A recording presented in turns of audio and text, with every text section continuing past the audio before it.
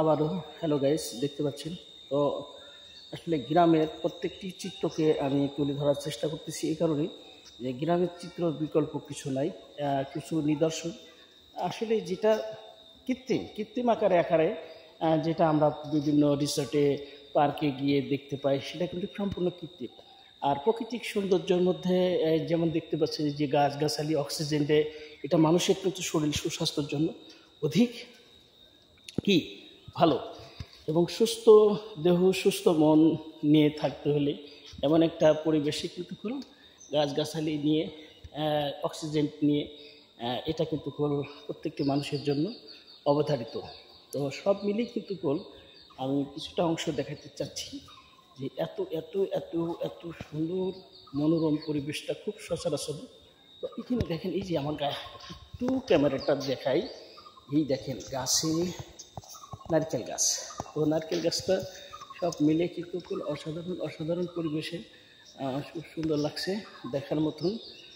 তো মিঠা গ্রামটা বলতে কি বোঝায়? মিঠা গ্রামটা বলতে গ্রামের সৌন্দর্য, গ্রামের সচ্ছলতা, গ্রামের অনেক কিছুটাই কিন্তু এই যে গ্রাম থেকে ছেলেপেলে স্কুল থেকে ছুটে চলে আসতেছে। বাবা, তোমার নাম কি? মোহাম্মদ আরিফুল ইসলাম। আরিফুল ইসলাম, তুমি কোন স্কুলে পড়ো বাবা?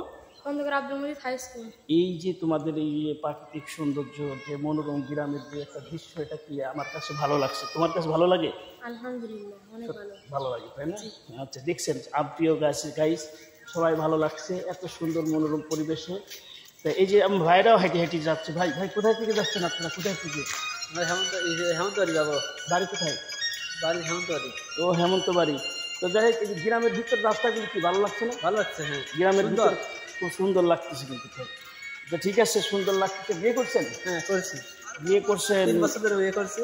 3 বছর? ওর সাথে গন্ডগোল ফসাদ লাগলে পারে কি করেন? আই হেপি করেন না আই লাভ ইউ করেন? রাগ ভাঙানোর জন্য? না, ওসব করি না। ভালো ছেলে তো। ভালো ছেলে তো বউর সাথে রাগ ভাঙালি করে তাকে বুঝ দেওয়ার জন্য রাগ ভাঙা, সেটা তো আছেই। কি করেন সোনামণি? আহা, জান পাখি, জান পাখি, কলিজা, তুমি কেমন আছো? লাগে পরীক্ষায় পাস। হ্যাঁ, যাই হোক।